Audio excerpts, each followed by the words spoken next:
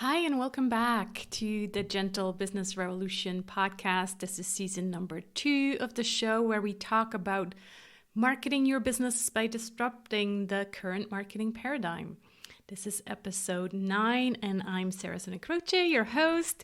And you know that you're in the right place if you are a heart-centered entrepreneur who is looking for a better way to market your business, or you are an entrepreneur who is tired of the traditional marketing model and are ready for a paradigm shift.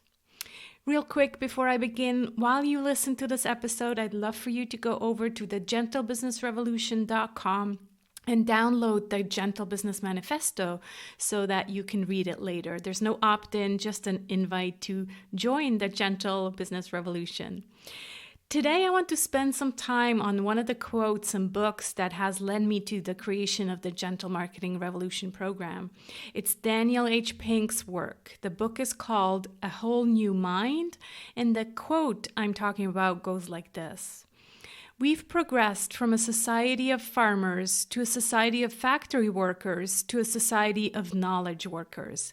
And now we're progressing yet again to a society of creators and empathizers, of pattern recognizers and meaning makers.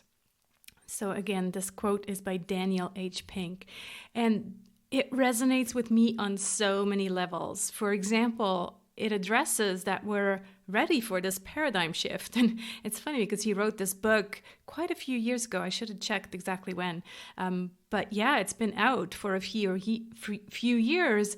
And so he really has a good sense of the future, right? He knew this was coming. So from knowledge workers, the more credentials, the better, lawyers, accountants, MBAs, to creators, empathizers, pattern recognizers, and meaning makers. I mean, that is so true, right? That's the shift we're seeing. So who are these new people and what kind of skills do they have? Well, according to Daniel Pink, they are the creators, the storytellers, and the caregivers. Those who use their right side of the brain just as much as they use their left side. And it also resonates with me because of the focus on empathy and meaning making. Like the focus has really shifted from something transactional to something that can't be measured. It's not tangible and can't be easily imitated by a robot. So the human connection, emotions, and feelings, those things will never, or at least in my opinion, a robot will never be able to imitate those types of feelings. Pink calls it a move from the information age to the conceptual age. In his book, he talks about the 6 essential attitudes. Aptitudes. He calls them the 6 senses that one needs in order to thrive in the conceptual age. And they are design, story, symphony, empathy, play, and meaning. So let me read his description of each sense. So the first one is design, not just function, but also design. It's no longer sufficient to create a product, a service, an experience, or a lifestyle that's merely functional. Today, it's economically crucial and personally rewarding to create something that is also beautiful, whimsical, or emotionally engaging. The second one is story, not just argument, but also story. When our lives are brimming with information and data, it's not enough to marshal an effective argument. Someone somewhere will inevitably track down a counterpoint to rebut your point. The essence of persuasion, communication, and self-understanding has become the ability also to fashion a compelling narrative. The third one is symphony, not just focus, but also symphony. Much of the industrial and information ages required focus and specialization. But as white-collar work gets rooted to Asia and reduced to software, there's a new premium on the opposite aptitude, putting the pieces together, or what I call symphony. What's in the greatest demand today isn't analysis, but synthesis. Seeing the big picture, crossing boundaries, and being able to combine disparate pieces into an arresting new whole. The fourth one is empathy, not just logic, but also empathy. The capacity for logical thought is one of the things that makes us human. But in a world of ubiquitous information and advanced analytic tools, logic alone won't do. What will distinguish those who thrive will be their ability to understand what makes their fellow women or men tick, to forge relationships, and to care for others. Obviously, this is a big one for me, this whole idea of bringing more kindness and empathy to the business. It's right there. Not just seriousness, but also play. So that's the fifth one, play. Ample evidence points to the enormous health and professional benefits of laughter, lightheartedness, games, and humor. There is a time to be serious, of course, but too much sobriety can be bad for your career and worse for your general well-being. In the conceptual age, in work and in life, we all need to play. Couldn't agree more. And I had to really learn to bring more play into my everyday life. Sixth one is not just accumulation, but also meaning. We live in a world of breathtaking material plenty that has freed hundreds of millions of people from day-to-day struggles and liberated us to pursue more significant desires, purpose, transcendence, and spiritual fulfillment. So can you see why this book has played such a big role in the development of the Gentle Marketing Revolution program? Except for Symphony, maybe, all the other senses are also addressed in my 7 Ps of conscious marketing. We address design in the P for products. Beauty and emotions play a big role in the new marketing paradigm as well. And it's not just about the text anymore.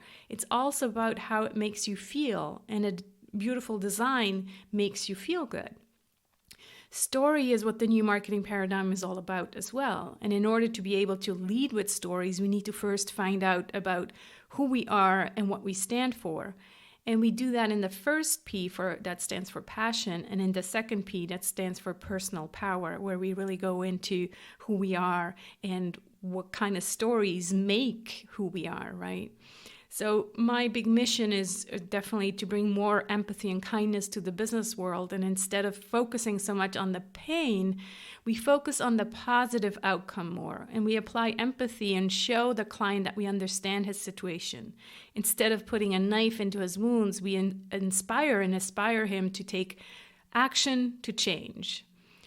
The next sense he mentions is play. If we drop the marketing mask and get to our true selves, set boundaries for our energy, then we also create the space for creativity, ease, and play.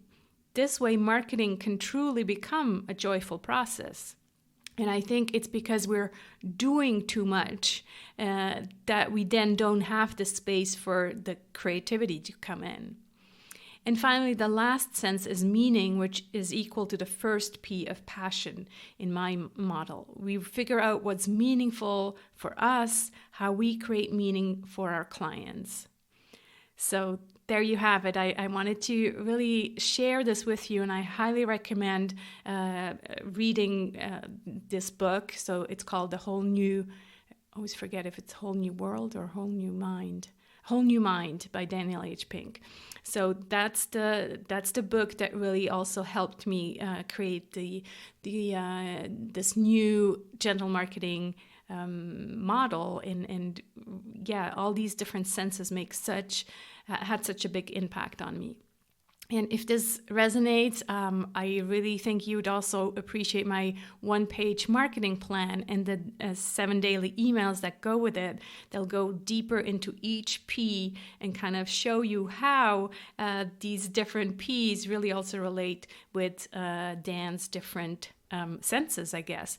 You can get your copy at sarahsantacroce.com/1page. And as always, I'm linking to everything here in the show notes pages. So the show notes are at sarahsantacroce.com/GBR9. So that's it for this episode of the Gentle Business Revolution. Next week, I address the second P of personal power, and I will share a conversation I had last year with Nina Cook on the topic of limiting beliefs, which I think is a very important topic to look at in this, with this idea of personal power and probably also taking the power back, right?